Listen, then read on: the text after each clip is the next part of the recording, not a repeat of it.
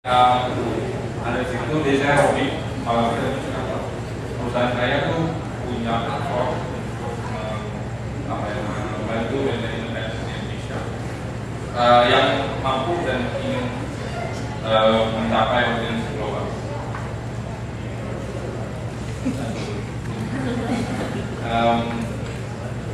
Malam ini saya ingin share sesuatu yang lebih serius dari biasa, yaitu prinsip operasi. Jadi ada perpindahan besar. Kita sudah lihat, tapi kita sadar, tapi kita mungkin tidak terlalu sadar impactnya. Jadi melihat mengatakan, tapi nggak ada impact. Ada tahap di industri yang pertama kreasi, yaitu kita lalu recording sampai mixing. Outcome-nya di proses ini adalah master komunikasi dari sana.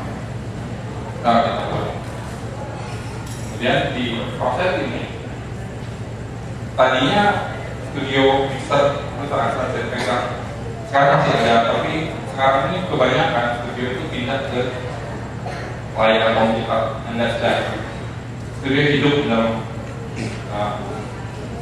di dalam komputer kita, seperti teman-teman kita hidupnya di dalam komputer. Hasilnya adalah mencipta lebih mudah. Studio menjadi custom, nggak generate grafik besar, tapi custom mau terserah. Kemudian tentunya produksi jadi mobile, jadi lebih mudah, bisa produksi di mana. Tahap kedua adalah reproduksi, jadi sebuah master itu dari si master itu dibuat menjadi sebuah format yang ready untuk diperbanyak.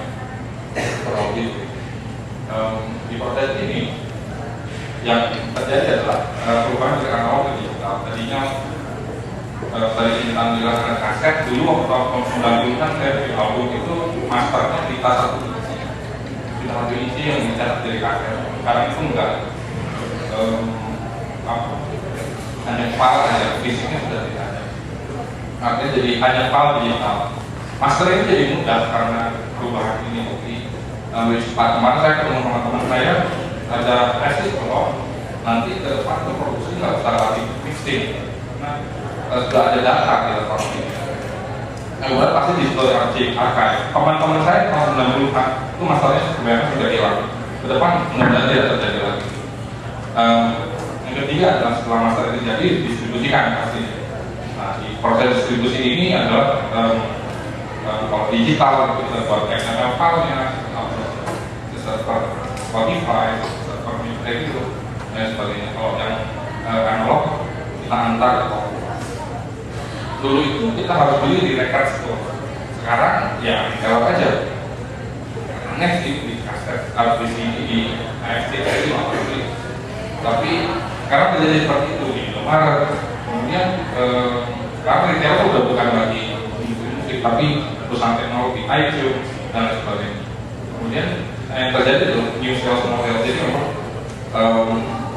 tidak hanya jual musik aja ya, jadi banyak bundling, banding, subscribe, masih yang model apa dan sebagainya. Kemudian orang makin banyak yang menikmati musik. Dan satu yang menarik adalah terjadi kita menciptakan data yang kompleks dan bisa menentukan. Terakhir adalah konsumsi ini sudah di tangan kita ya sebagai konsumen. Jadi tadi kita membeli, kita menyewa, dan kita menikmati industri. Tadinya ownership seolah-olah saja kita di jaringan kita. Itu sebenarnya tidak ownership. Kita punya piringannya, tapi lagunya tidak boleh kita perbanyak sendiri. Makanya hanya begini. Jadi sebenarnya belum akses, tapi sekarang jelas karena nggak ada fisiknya banyak.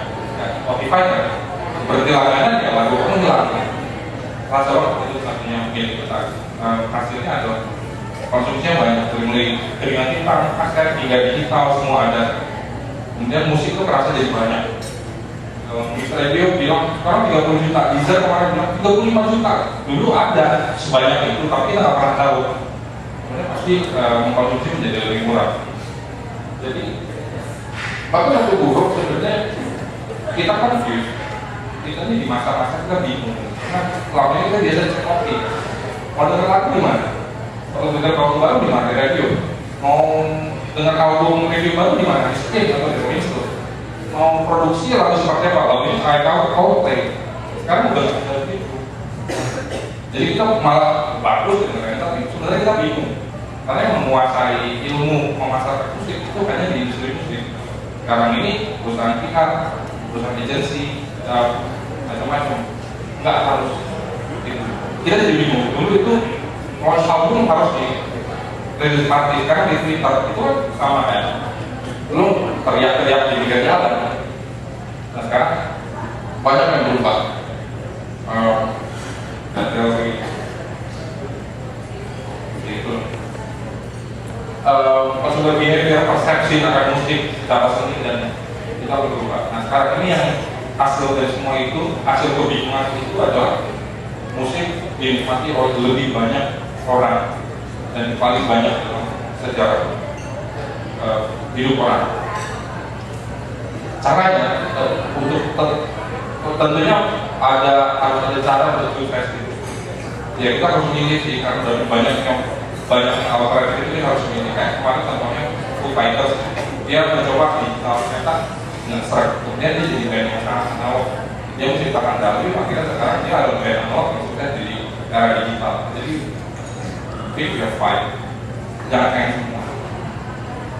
Di masa kebingungan ini hanya orang yang bisa belajar cepat lah yang